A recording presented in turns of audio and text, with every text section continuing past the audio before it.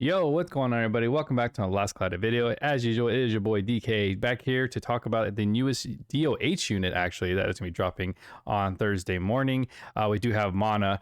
She is looking pretty nifty. They just revealed it during the live stream. They haven't put out a full video yet, so we're actually going to go through the live stream for today's video to kind of go through it, because it probably won't be up till later on tonight, maybe later on tomorrow. But, you know, honestly, it's all the same details. So at the end of the day, this should be just fine. All right, so we do have another light unit. Now, this is a really interesting one because you can actually use her as single wheeled and dual wheeled. So it kind of balances her out in possibly a PvP and PvE way. So we'll go ahead and talk about that here shortly. Let's go ahead and launch the video. One thing I already saw in the live stream was the art. The art of this arc was just, it really was you are arc quality. But yeah, we all know why people are gonna be pulling for her. Yeah, I see y'all scheming out there. No, but at the end of the day, she really does look like a good unit. Damn. Wow. She looks smart, y'all.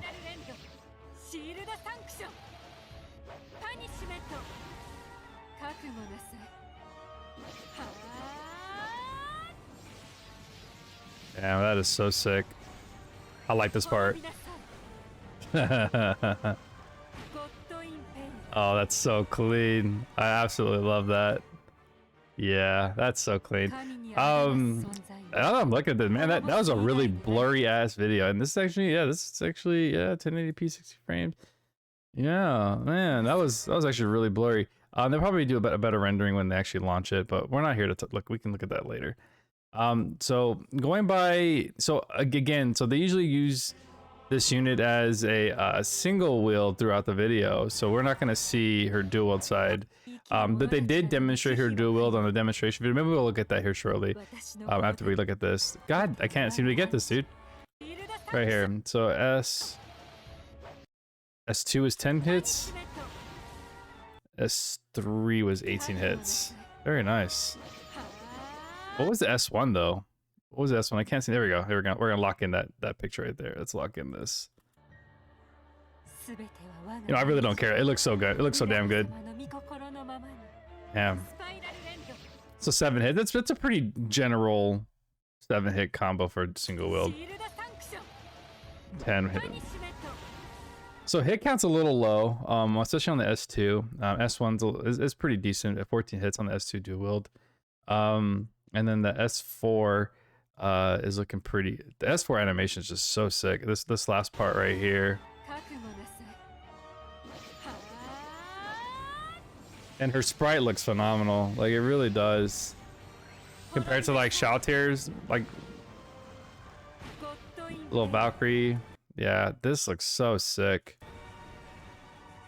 40 hits on their S4. That's not bad at all. All right, so going over the kit now. This is, of course, this is the most important part. We have Knight of God Mauna traits. So for the first year, we do have Divine Knight, Chance to Guard, and it's Chance to Guard from Magic and Auto Guard, which is really nice. It's gonna be kind of like a guard unit. One weapon equipped. Won't flinch from Stone, Machine, Dragon type, physical and magical attacks when entering guard. Okay, so oh no, actually take that back. That's a period. So she won't flinch. So she will have super armor against those specific types. Of course, the downfall with this unit is that it is unit or type specific. So she's gonna perform best at Stone, which we don't really have too many of Stone bosses. We have a few. Machine, we have a few, and Dragon type, we have a few as well. So she's going to be a very niche unit when it comes to maxing out her damage or max potential. But of course, against these types, she's going to just dominate the field, especially in dual wield. This tells you right here, when entering guard, give next skill use 150% damage and damage cap plus 50k. She does have innate damage reduction 35%, which is very good because it's all damage.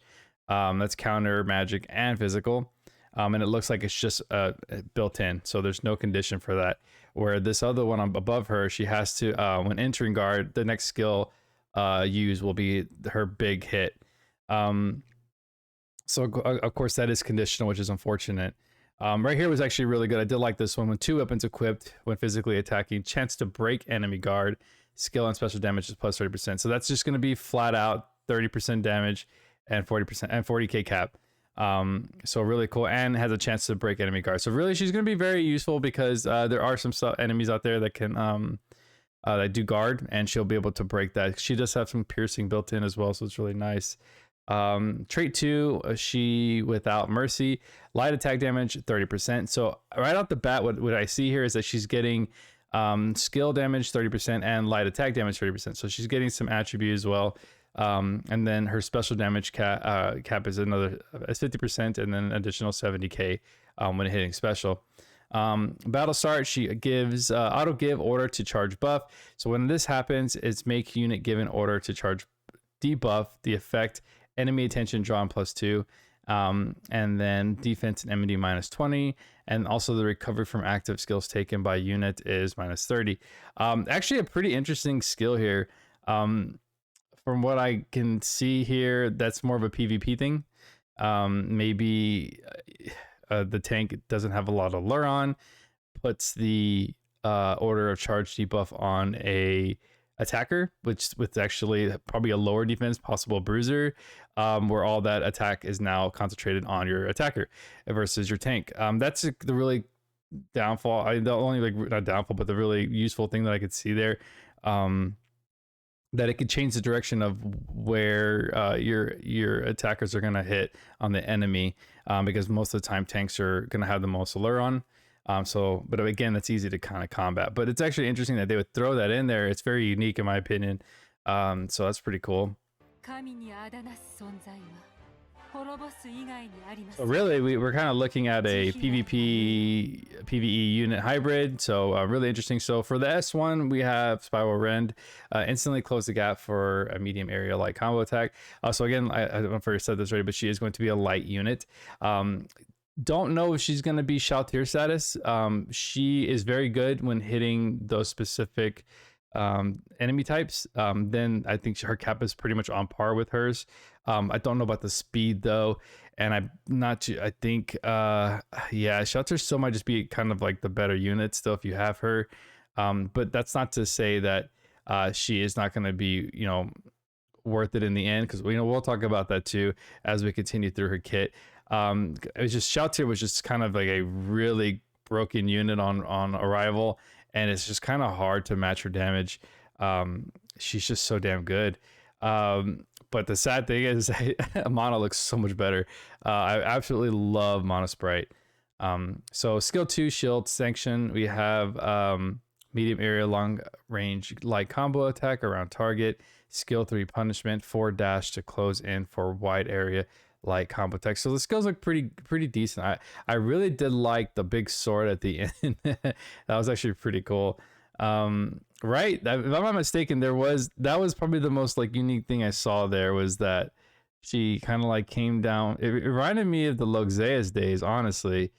Let me see. Right here.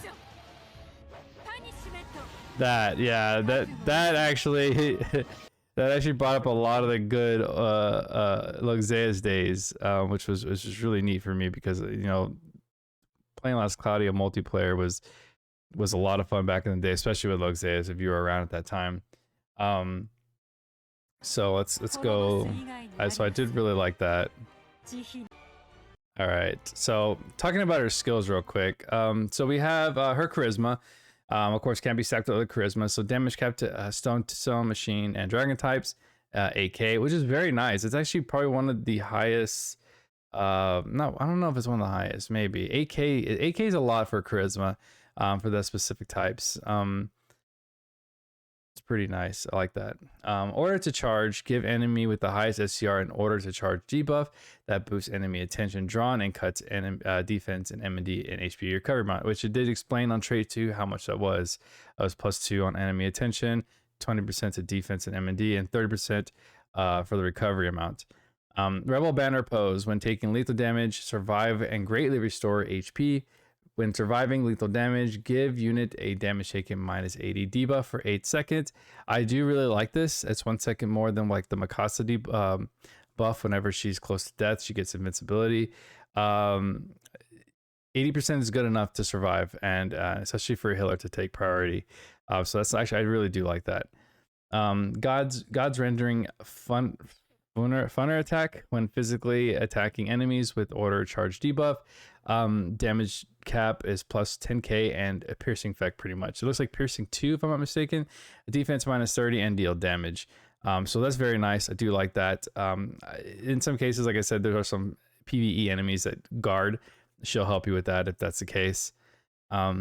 Divine Shadow Cladding greatly boosts physical attack damage based on units defense. I always like stuff like this. Fire damage taken greatly boosts physical attack damage based on, I wish I put a percentage there. Maybe 30%, 20%. We'll have to find out. We'll get those numbers later. But still very good.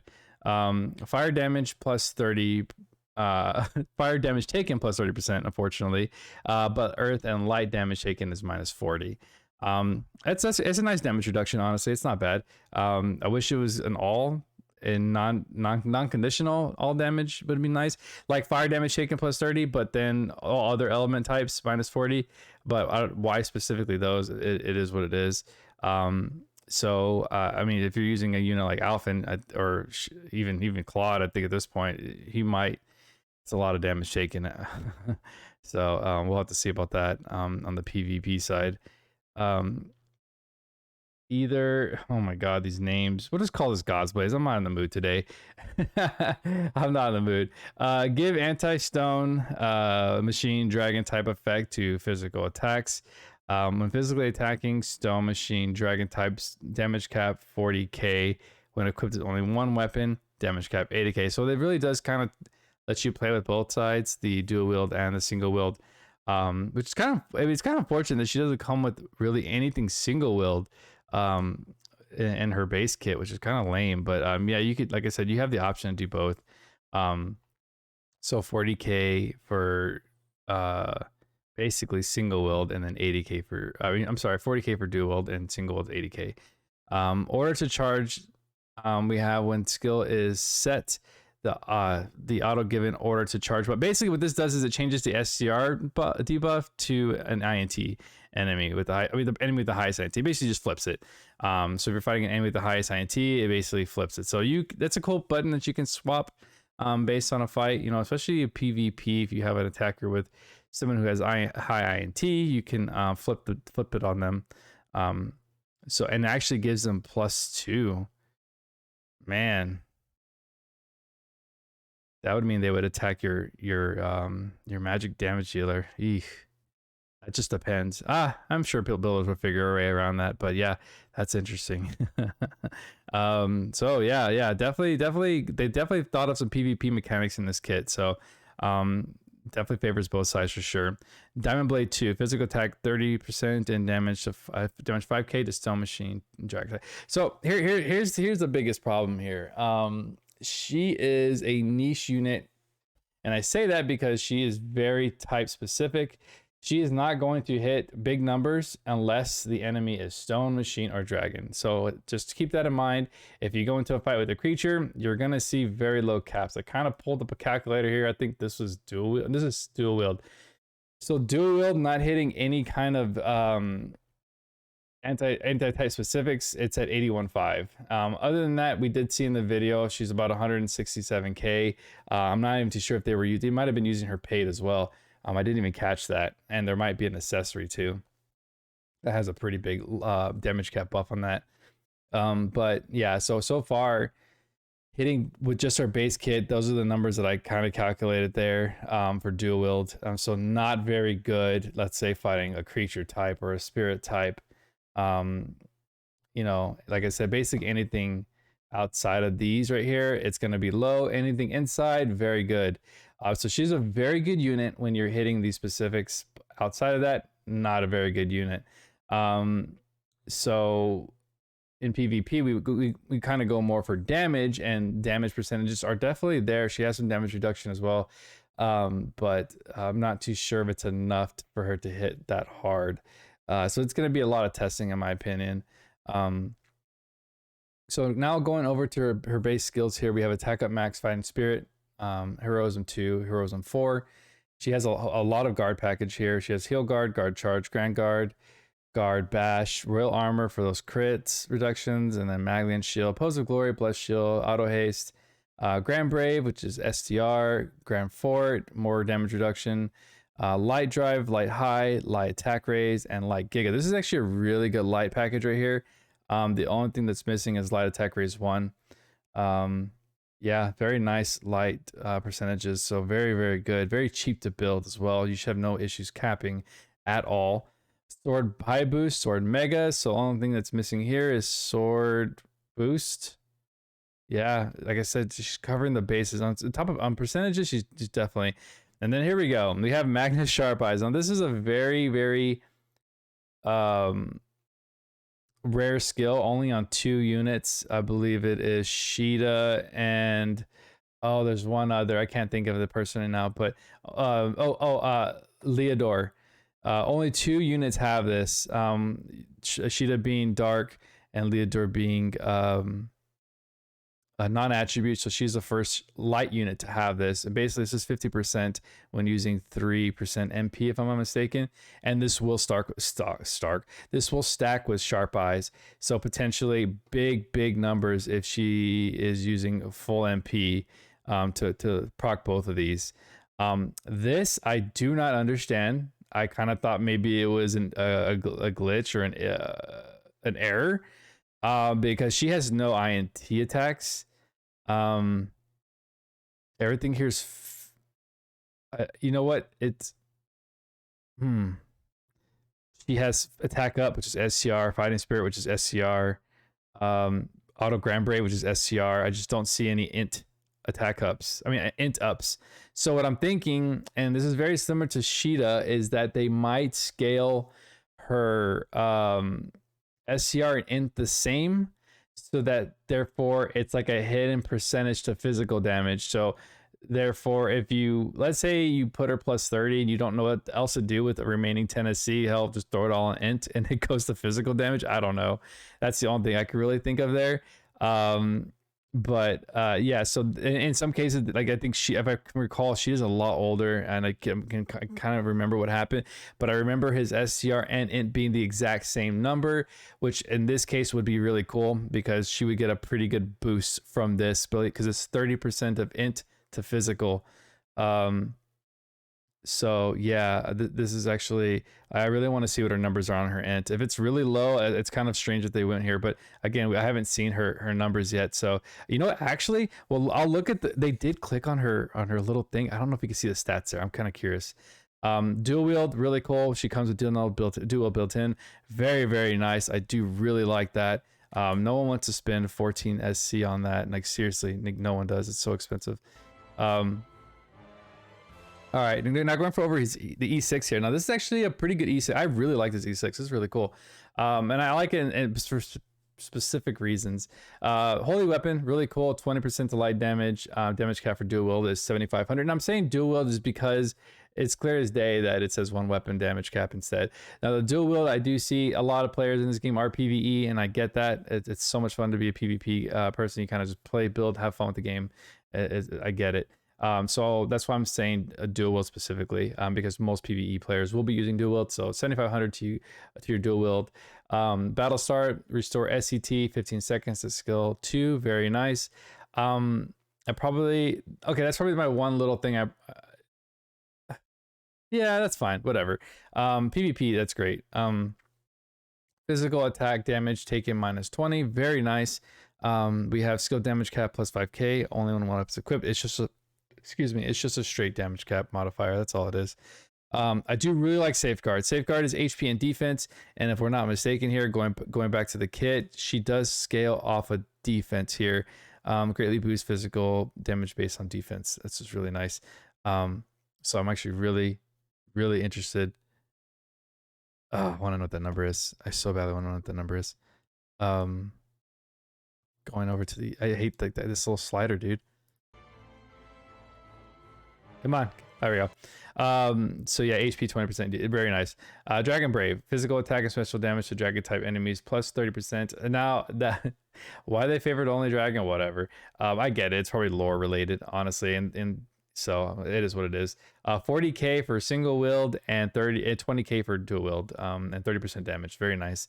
Anti-type damage plus 20 and damage cap plus 3k. Very, very nice. Very nice E6. Definitely worth going all the way for her on the E6. Now we have the Great War arc, Great War of Theodemonium. I think I said that right. It's late. Anyways, new arc. First of all, the new SSR. The new SSR is this new SSR with URR quality is pretty cool, and I say that the art itself. Now, as far as the arc trait, anti-type damage to beast enemies plus 30. Boo, don't really like it. And battle start auto cast high protection to all allies. That's decent. When unit is incapacitated, restore medium HP to all living allies once per wave. That is decent. Learnable skills is empty fort. That's niche in ways, right? Waste all your, let's say you're using Magnus and Sharp Eyes, you're eventually going to run out of that MP. Then you'll get a defense boost, but that's just like such a niche skill to have, maybe more for a PvP, not for PvE though, really at all. Light weak point breakthrough, very nice. It's damage cap, very small damage cap, but it also costs very little, so very nice. That's definitely, and then Brute Killer. The only really reason why I like this is because it's cheap, and if you're using it specifically for like Goddess Kiss procs for like a support unit like Gen or whoever have you, pretty decent. But overall, the arc is pretty mid. Learnables and arc traits. I'm not gonna lie to you, it's something I would never use in a million years. And then the side skills here are Holy Chance, Special Shield, and Dragon Geyser. Not bad on the Dragon Geyser. If you don't have Dragon Geyser, it's always good to have geysers. It's always good to have all the geysers, really. But yeah, as far as the arc goes, no, do not chase this in any way, shape, or form. Just wait till you get it on a free pull or a 250 free daily pull that they do on anniversaries and stuff like that. But yeah, I love the art though, absolutely love it. Now the last thing we talk about here is the AER. Now the AER is something to talk about because it is kind of related to the unit we just got, which is Velvet. And I know a lot of people weren't going to pull for her dark weapon, and especially a new player base, this is fantastic for them. INT is -10, which doesn't matter because Velvet is not based off an INT, so who gives a shit what her INT is. But dark physical attack is 20% and critical damage cap plus 2500.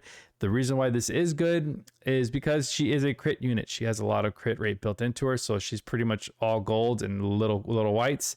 So it's a great claw to have for her, and we do have a lot of dark swords, especially ones that some with crit rate. I know there's only one, but if you did manage to grab the one of the LRs from the collab, there was a dark sword with 3% crit rate on it.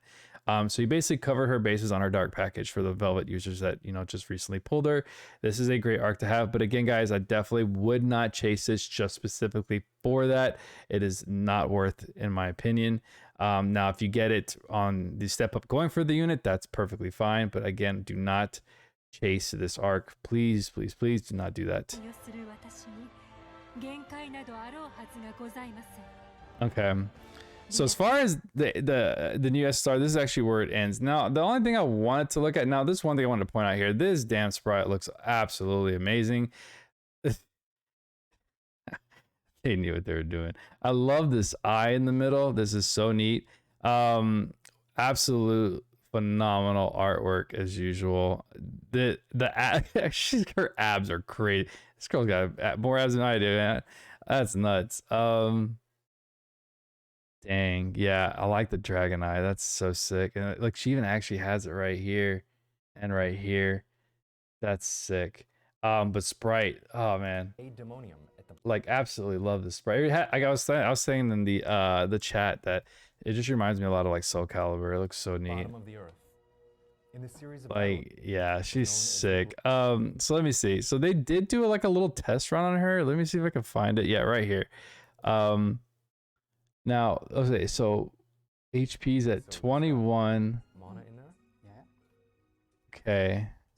Now Naki does pull up her stats really quick. I want to see if we can see what the INT is. Yeah. No, the black was really cool. I have to say, I liked all of them. Now, what's crazy about this test, though, is that, again, guys, when we're looking at this test, this thing is full on, like, every debuff, every type you can think of is on this unit. So that's a good way to sell this unit, because it shows a max damage cap. Again, if you're hitting something that's not, you know, like, not those Stone Dragon or Machine, then yeah, this is where, or really just Dragon in general, because there's also a massive cap to Dragon. Let's go ahead. sorry. Okay. All right. Let's go ahead and fire Okay, I know they fired off these, but then somebody in the chat said something about the weapons, about them being dual wield. So they actually, this unit is dual wield right now in this demonstration. Yeah, we're gonna go ahead and compare it with the Charisma for now. We're gonna recast the Charisma, and you can see that it does take a little bit of time. We're not able to move. There's a Charisma right there. But okay. For order to charge, it's basically instantaneous. Okay. I'm guessing that's the order to charge. So. There you go. Awesome. Okay, here we go. So STR is at 6,200. So right now the base INT is 2175. That also could be, look right there. That's the paid weapon. Light physical damage plus 30%, damage cap plus 3k, defense plus 10, and nullified defense down debuffs from active skills. Right here is also her paid. they released her early paids, because this is the weakness accessory. Battle start, restore skill. Whoa, more skill? Why would they do that? We're already getting 15 seconds. Well, whatever. They should have put this for S3 maybe. 7 seconds to that. Chance to auto guard. Okay. Physical, magical attack, and counter damage taken from enemies with order of charge debuff is minus 20. That's not bad. That's not bad, because like I said, this is going to the person with the highest SCR. So majority of it will be the main attacker. Debuffing, not deep, yeah, taking minus 20% damage reduction on an accessory is nice. You know, on top of, majority of the time a PvP unit will be using an armor piece, whether it's clothing, armor, robe, whatever have you, and probably mostly going to be armor. So it would be damage reduction here, and then we also get damage reduction here to the main attacker with the highest SCR. So again, looking at paids, okay, they're pretty decent. Like this is kind of bad in my opinion. This damage cap increase is only 3k. And granted, it is 25k. I mean, 25 credentials to get this. Defense plus 10. So this is going to feel more. Okay, you know what? That's smart. Okay. So it's 30% damage, and then she's get additional 10%. So she's getting another physical attack percentage from that one of her skills. Nullified defense down debuffs. That's actually really good. From active skills. Okay. So it actually will not help against Theo. So at battle start, she still gets debuffed. It's only going to help, you know, like middle after any kind of battle start debuff happens. It's going to only be based on the character casting. Okay, so INT. So we're pulling 30% of that from her thaumaturgy ring. So what is it? 30%, 2175 times 0.30.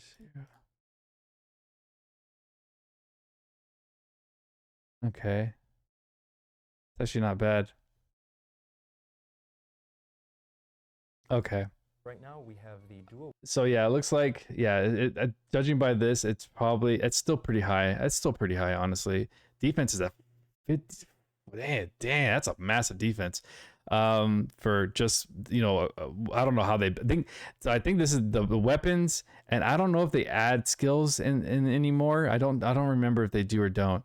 But yeah, so that's actually really freaking interesting. But this is actually pretty cool that we get to see the weapons in play. They rebuild the weapons. So that's pretty cool. So overall, she's getting some decent paids.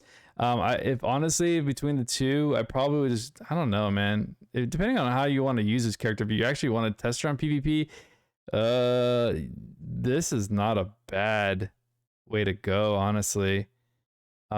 This actually, if you were to do the percentage based on this number right here, this is a massive buff to physical damage. If I read that correctly, right? Because I mean, I've read it several times and it doesn't seem real. So she could be hitting pretty dang hard. But anyways, testing. But overall, no, dang, yeah, holy crap, that defense might come a long way. You can definitely buff her defense, and the cool thing about buffing defense is it helps her survive, and it's gonna boost her physical damage. And again, I'm gonna read this again because sometimes it doesn't seem like it's real. Greatly boost physical attack damage based on unit's defense. Boom, right there. So yeah, man, that's actually kind of crazy. I just want to know what that is. Judging by her autos, it seems like it's a pretty decent buff. Okay, yeah. So at the end of the day, until we have that number, we'll find that out. But again, her percentage damage looks pretty damn good, especially with all the light attacks, all the sword megas, and then the damage based on physical is pretty crazy. She has survivability. She doesn't have a lot of damage reduction outside of her type over there, and that niche earth and light damage reduction, and then she has some E6 reduction. But yeah.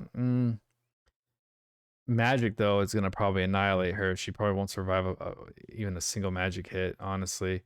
But we'll see. It could change based on that, because you could flip this charge order to charge debuff there. So interesting. Okay, so yeah, unit pull or not pull. I mean, I really couldn't be, to be totally honest. I don't know. I feel like if you have Shaltir in your PvE, there's no need to pull her. Absolutely no need to pull her. If you're a PvP player and you want to test out what she can do in PvP, damn. I definitely don't think no one should chase her. I think that if you do like the step up, or you do daily singles and you get her, I think that's fantastic. Or maybe like a couple of temples, that's fine. But I definitely wouldn't pity the unit, and I definitely wouldn't throw what I have left currency at her. So at the end of the day, guys, that's totally up to you. I wish you guys the best of luck on how you guys proceed on pulling this unit, but this was a little bit of a longer video because there was a little more to dive into, because we had more data at this time. But guys, if you like today's video, please like and subscribe. We're almost at 2K. I know it's been a while since I've gotten a lot of subscribers, but almost at 2K would be 2K would look kind of nice on my account there. But hey guys, I appreciate you guys anyways. I hope you guys enjoyed the Tales of Collab. It was a lot of fun. Good luck on your trials if you're trying to do that. But again, guys, drop a comment below if you have any questions. I'll try to answer as soon as possible. But have a great night, be safe, and I'll talk to you guys on the next one. Peace.